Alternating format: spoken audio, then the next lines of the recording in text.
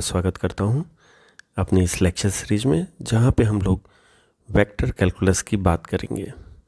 Vector calculus में दो जो इम्पोर्टेंट ब्रांचेज हैं जहां पे कि हम लोग को सारे टॉपिक्स यहाँ पे डिस्कस करने हैं, वो हैं वेक्टर डिफरेंशिएशन और vector integration. One by one हम लोग दोनों ही चैप्टर को कवर करेंगे। यहाँ पे सबसे पहले हम लोग वेक्टर डिफरेंशिएशन से शुरुआत करते हैं। यहाँ पे कुछ प्री रिक्विसाइट्स हैं या प्रिलिमिनरीज हैं, या आप कह सकते हैं कि कुछ बेसिक्स हैं जिनकी आपको ज़रूरत भी पड़ेगी आगे ग्रेडियंट, कर्ल और डाइवर्जेंस समझने में, साथ ही साथ वेक्टर इंटीग्रेशन को भी समझने में। तो पहले हम लोग वो थोड़ा सा रिकॉल कर लेते हैं, उसको देख लेते हैं, और फिर उसके बाद हम लोग मेन टॉपिक पे आते हैं। तो जो सबसे पहला टॉपिक है उसका नाम है स्केलर प्रोडक्ट या डॉट प्रोडक्ट। ठीक है ना। स्केलर प्रोडक्ट या डॉट प्रोडक्ट क्या होता है, इसको समझने के लिए ज़रूरी है कि हम लोग इसके फार्मूले को देखें। इसका फार्मूला जो होता है वो हम लोग लिखते हैं ए डॉट बी। ए और बी दो वेक्टर हैं। वेक्टर और स्केलर में क्या फ़र्क होता है, पहले तो हम लोग ये समझ जाएं।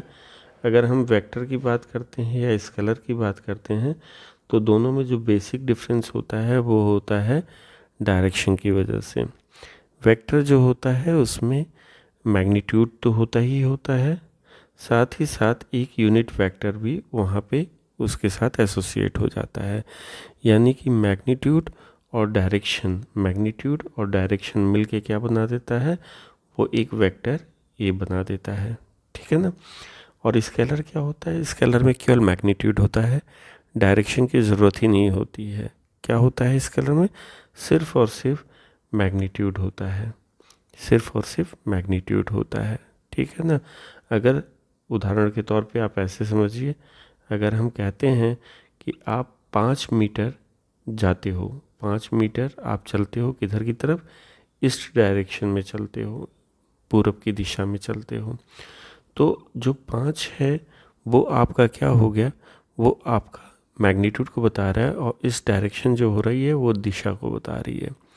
तो अगर हम ऐसे कहते हैं तो वो एक वेक्टर क्वांटिटी को बताता है। लेकिन अगर इसी को हम लोग सिर्फ इतना कहते हैं कि 5 मीटर, तो 5 मीटर में डायरेक्शन इन्वॉल्व नहीं है, ये सिर्फ और सिर्फ मैग्नीट्यूड को बता रहा है। तो इसका मतलब है कि ये क्या है, एक स्केलर क्वांटिटी है। ये क्या है, एक स्केलर क्वांटिटी है। तो वेक्टर और स्केलर अगर समझ गए हैं तो मेरे ख्याल से इसको समझना वापस से यहाँ पे काफ़ी आसान हो जाएगा। हमने क्या लिया है, ए को एक वेक्टर लिया है और बी जो है, बी दूसरा वेक्टर है। ठीक है। वेक्टर मतलब मैग्नीट्यूड और डायरेक्शन दोनों इसमें इन्वॉल्व होता है। तो जब इन दोनों को आपने डॉट प्रोडक्ट के अंतर्गत रखा, डॉट प्रोडक्ट के अंतर्गत, तो ये क्या बताता है, ये आपको देगा magnitude of a into magnitude of b cos theta. ये फार्मूले को ये रिप्रेजेंट करता है। फिगर के माध्यम समझने की कोशिश करते हैं। मान लिया एक पॉइंट है जहाँ पे दो वेक्टर काम करते हैं। इस डायरेक्शन में जो वेक्टर है वो वेक्टर ए है, और इस डायरेक्शन में जो वेक्टर है वो वेक्टर बी है। ठीक है ना। तो वेक्टर बी का मैग्नीट्यूड जो होगा वो हम लोग उसको ऐसे हम लोग यहाँ पे दिखा सकते हैं, और वेक्टर ए का जो मैग्नीट्यूड होगा उसको हम लोग ऐसे यहाँ पे दिखा सकते हैं, एक नोशन यूज कर सकते हैं वहाँ पे। अब अगर ये एंगल थीटा है तो यहाँ पे हम लोग जैसे जानते हैं कि जो राइट एंगल ट्रायंगल में होता है कि ये आपका हाइपोटेनस का काम कर रहा है, इधर आपका परपेंडिकुलर होता है, और ये जो होगा वो बेस होगा। तो बी, इसका प्रोजेक्शन अगर हम इस बेस पे लेंगे यानी कि एक्स डायरेक्शन में लेंगे, तो ये हो जाएगा बी कॉस थीटा। क्या हो जाएगा प्रोजेक्शन, बी कॉस थीटा। तो ए साहब तो पहले से थे, बी कॉस थीटा भी इधर आ गया, तो ए बी कॉस थीटा। तो ये आपका क्या होता है, इसी को हम लोग कहते हैं वेक्टर ई का और वेक्टर बी का डॉट प्रोडक्ट। तो वेक्टर ए और वेक्टर बी का डॉट प्रोडक्ट, वेक्टर ए और वेक्टर बी का डॉट प्रोडक्ट का मतलब होता है कि एक वेक्टर के डायरेक्शन में दूसरे वेक्टर का प्रोजेक्शन, इसी को हम लोग कहते हैं स्केलर प्रोडक्ट। और ये डॉट प्रोडक्ट भी हम लोग कहते हैं इसको। डॉट क्यों, क्योंकि जो हम लोग सिंबल ऑपरेशन का यूज करते हैं यहाँ पे वो डॉट होता है। इसको हम लोग स्केलर क्यों कहते हैं? क्योंकि जब दोनों को आपने डॉट प्रोडक्ट के अंतर्गत रखा ना, तो जो आउटपुट मिला उसमें कहीं पे भी आपको कोई यूनिट वेक्टर नहीं दिख रहा है या कोई वेक्टर नहीं दिख रहा है। आपको अल्टीमेटली क्या दिख रहा है? सिर्फ मैग्नीट्यूड दिख रहा है, magnitude of a, magnitude of b और ये कॉस थीटा की वैल्यू। तो तीनों स्केलर क्वांटिटी है, तो अल्टीमेटली इसकी जो वैल्यू आ रही है वो स्केलर क्वांटिटी को रिप्रेजेंट करता है। तो इसीलिए ये प्रोडक्ट का जो परिणाम होता है, आउटपुट होता है, वो क्या होता है? एक स्केलर क्वांटिटी होता है। इसीलिए इसको हम लोग स्केलर प्रोडक्ट भी कहते हैं या डॉट प्रोडक्ट कहते हैं। मेरे ख्याल से ये बात क्लियर हो गई होगी।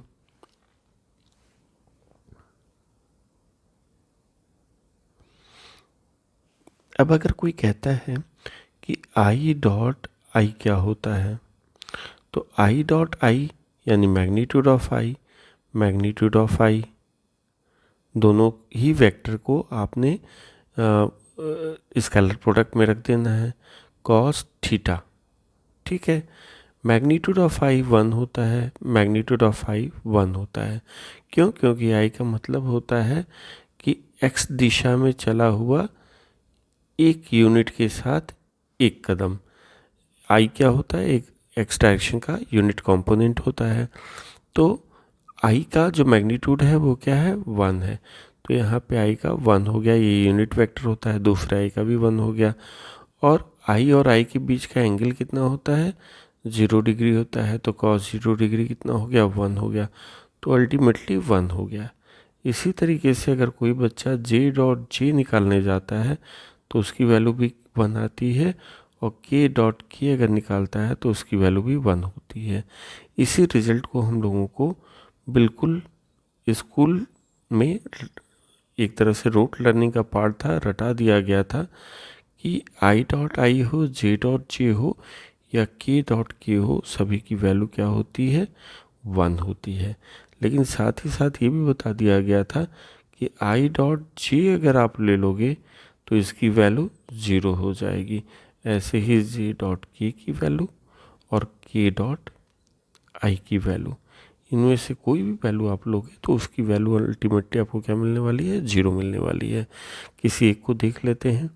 आई डॉट जे जो भी करेगा उसको मैग्नीट्यूड ऑफ आई मिलेगा और मैग्नीट्यूड ऑफ जे मिलेगा।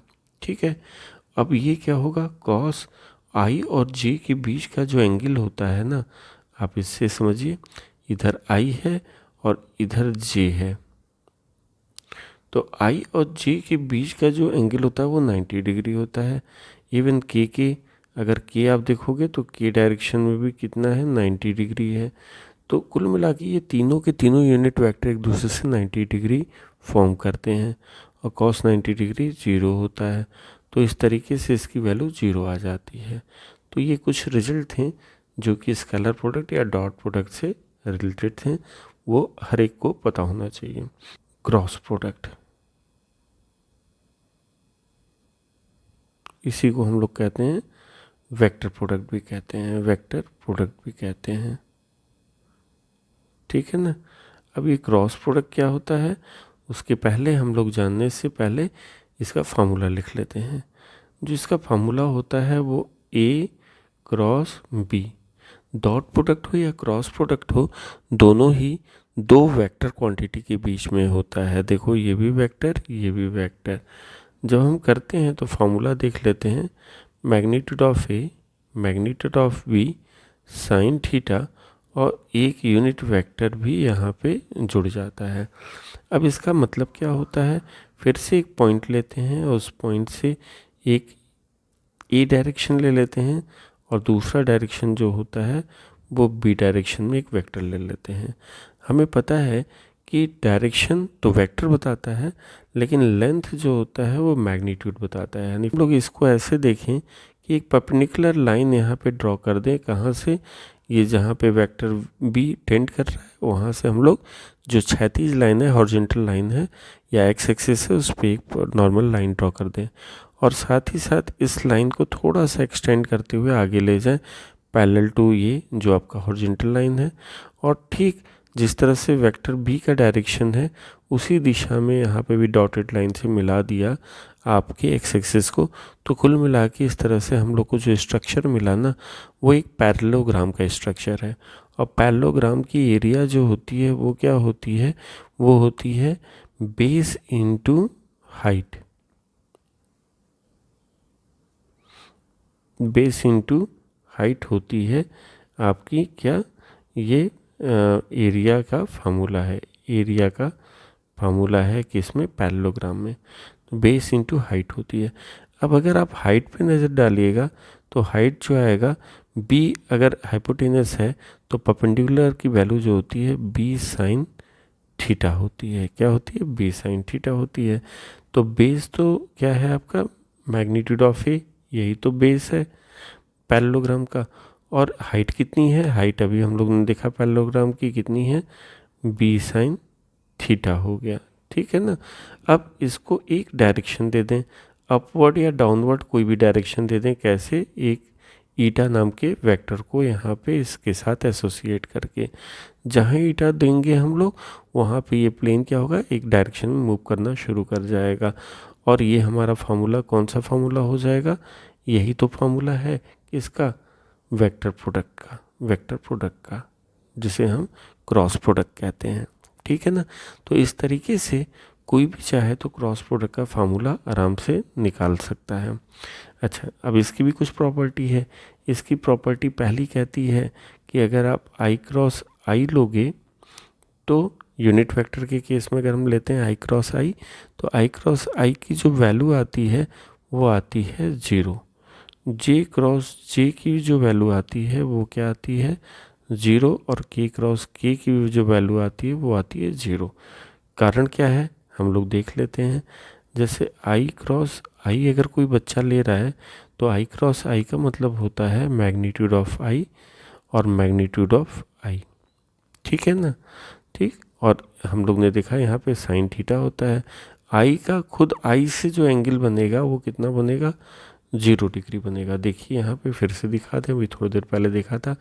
अगर ये एक्स डायरेक्शन है, इधर आई है और दूसरा आई भी इधर है, तो इसके बीच का एंगल कितना होगा, 0 डिग्री होगा। और इस आई के परपेंडिकुलर जो वैल्यू होगी उसकी अब बात कर लें हम लोग कि आई के परपेंडिकुलर कौन होगी। अच्छा, आई के परपेंडिकुलर जानने की ज़रूरत भी नहीं है यहाँ पे, हम चुपचाप अगर ईटा भी ले लेते हैं तो साइन 0 डिग्री की वैल्यू क्या होती है, 0 डिग्री होती है, 0 होती है। तो कुल मिला के 0 आ जाएगा। इस तरह से जे डॉट जे को कोई चेक कर सकता है या के डॉट के को कोई चेक कर सकता है, सबकी वैल्यू 0 आएगी। हम लोग को एक दूसरा यहाँ पे डिस्कस करने के लिए पार्ट मिलता है, वो मिलता है आई क्रॉस जे की वैल्यू क्या हो सकती है। फिर से हम लोग फार्मूला लगा दें क्रॉस प्रोडक्ट का। दो वेक्टर के बीच में क्रॉस प्रोडक्ट जो होता है वो होता है magnitude of first vector, magnitude of second vector, sine theta होता है और साथ ही साथ एक ईटा वेक्टर हो जाता है। ईटा होता क्या है, ईटा होता है परपेंडिकुलर टू द प्लेन। देखो अभी आपको दिखाया है कहीं पे परपेंडिकुलर ऑफ द प्लेन था, ये देखिए आप ईटा क्या है, ईटा इस प्लेन की, हम रेड कलर से थोड़ा सा दिखा दें इसको, इस प्लेन के परपेंडिकुलर जो एंगल था, जो आपका वेक्टर था यूनिट वेक्टर, उसका नाम ईटा था। तो अभी हम लोग आई और जे देख रहे हैं, तो ये आई हो गया और मान लिया ये जे हो गया, तो आई जे से बना हुआ ये प्लेन हो गया। इसके परपेंडिकुलर कौन है, इसके परपेंडिकुलर आपको के मिलेगा। तो हम लोग चाहें तो यहाँ पे कर सकते हैं कि ये जो आपका ईटा है ना वो कुछ नहीं, वो के है। क्यों, क्योंकि आपने आई और जे दो वेक्टर लिया है, तो वेक्टर आई वेक्टर जे, और आई और जे कोई भी दो यूनिट वेक्टर लेते हैं तो उनके बीच की वैल्यू क्या होती है, 90 डिग्री होती है, 90 डिग्री होती है। तो आई और जे के बीच की जो वैल्यू है एंगल की वो 90 डिग्री है। और आई जे प्लेन अगर देखोगे, ये आई है ये जे प्लेन है, दोनों के परपेंडिकुलर जो यूनिट वेक्टर है वो के है। तो यानी ईटा की जगह कौन है, के है, तो ईटा की जगह के हम लोग ने लिख दिया। तो यूनिट वेक्टर नाम से पता चल रहा है कि इसकी वैल्यू कितनी आएगी, मैग्नीट्यूड 1 आएगी। यूनिट वेक्टर मतलब एक मैग्नीट्यूड की जो वैल्यू आएगी, यूनिट मैग्नीट्यूड होना चाहिए। साइन 90 डिग्री भी 1 है, के है, तो कुल मिला के हमारे पास आ गया आई क्रॉस जे की वैल्यू कितनी, के आ गई। इसी तरीके से जे क्रॉस के की वैल्यू अगर आप निकालोगे तो ये आई आएगा और के क्रॉस आई अगर निकालोगे आप तो ये जे आएगा। इसको याद करने का सबसे अच्छा तरीका है कि आप एक रिंग की तरह बना लीजिए। यहाँ पे आई क्रॉस जे, अगर आप ऐसे क्लॉकवाइज चल रहे हो तो आपको पॉजिटिव मिलेगा। आई क्रॉस जे की वैल्यू क्या आनी चाहिए, के आनी चाहिए, तो आई क्रॉस जे की वैल्यू के आ रही है। वैसे ही जे क्रॉस के की वैल्यू क्या आनी चाहिए, आई आनी चाहिए, तो जे क्रॉस के की वैल्यू आई आ रहा है। और आई क्रॉस जे की वैल्यू क्या आनी चाहिए, वो के आ रहा है। तो इस तरह से करके सारे के सारे वैल्यूज को आप निकाल सकते हो। तो आज के लिए बस इतना हम लोग रखते हैं, जिसमें हम लोग ने स्केलर प्रोडक्ट या डॉट प्रोडक्ट किया, और दूसरा क्या किया हम लोगों ने, दूसरा हम लोग ने देखा कि कैसे क्रॉस प्रोडक्ट या वेक्टर प्रोडक्ट किया जा सकता है। ठीक है जी। अगला लेक्चर बहुत ही इंपॉर्टेंट है, जिसमें हम लोग scalar point function, vector point function और ग्रेडियंट की बात करेंगे। तो कृपया करके आप बने रहें।